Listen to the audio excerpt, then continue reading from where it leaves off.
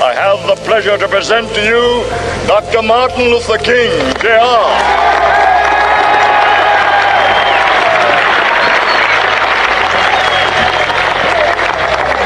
I am happy to join with you today in what will go down in history as the greatest demonstration for freedom in the history of our nation.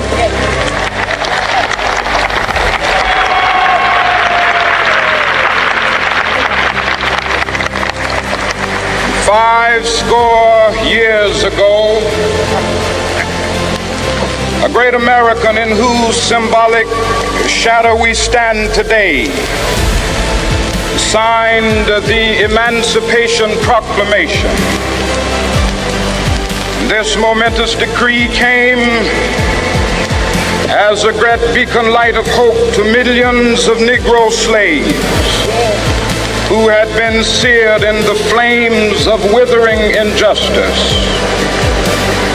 It came as a joyous daybreak to end the long night of their captivity.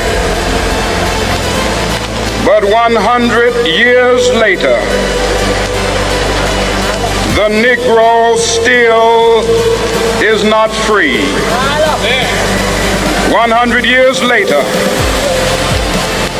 the life of the Negro is still sadly crippled by the manacles of segregation and the chains of discrimination. 100 years later, the Negro lives on a lonely island of poverty. I have a dream that one day this nation will rise up, live out the true meaning of its creed. We hold these truths to be self-evident, that all men are created equal.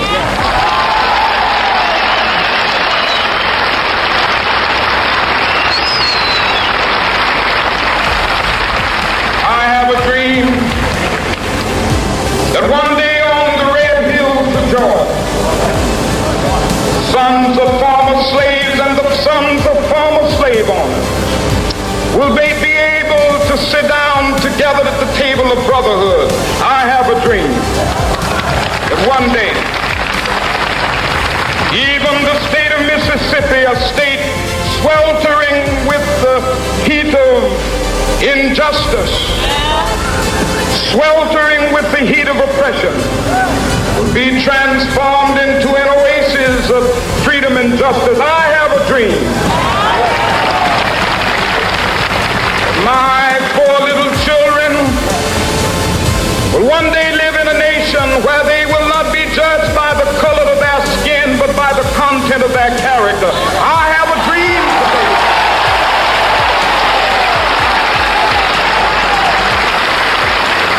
I have a dream that one day down in Alabama, with its vicious racists, with its governor having his lips dripping with the words of interposition and nullification. One day right there in Alabama, little black boys and black girls will be able to join hands with little white boys and white girls as sisters and brothers. I have a dream today.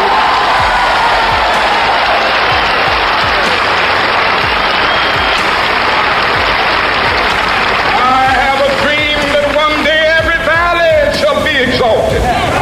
Every hill and mountain shall be made low, the rough places will be made plain, and the crooked places will be made straight, and the glory of the Lord shall be revealed, and all flesh shall see it together. This is our hope. This is the faith that I go back to the South with. With this faith, we will be able to hew out of the mountain of despair a stone of hope. With this faith, we will be able to transform the jangling discords of our nation into a beautiful symphony of brotherhood. With this faith, we will be able to work together, to pray together, to struggle together, to go to jail together, to stand up for freedom together, knowing that we will be free one day.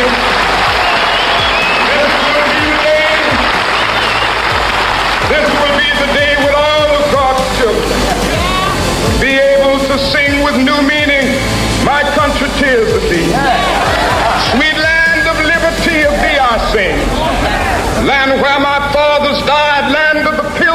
pride. From every mountainside, let freedom ring. And if America is to be a great nation, this must become true. So let freedom ring. From the prodigious hilltops of New Hampshire, let freedom ring. From the mighty mountains of New York, let freedom ring. From the heightening Alleghenies of Pennsylvania, let freedom ring. From the snow-capped Rockies of Colorado, let freedom ring. From the curvaceous slopes of California. But not only that, let freedom ring from Stone Mountain of Georgia. Let freedom ring from Lookout Mountain of Tennessee. Let freedom ring from every hill and molehill of Mississippi, from every mountainside. Let freedom ring. And when it happens, when we allow freedom ring, when we let it ring from every village and every hamlet, from every state and every city, we will be able to speed up that day when all of God's children, black men and white men, Jews and Gentiles, Protestants and Catholics, will be able to join hands and sing in the words of the old Negro spiritual, free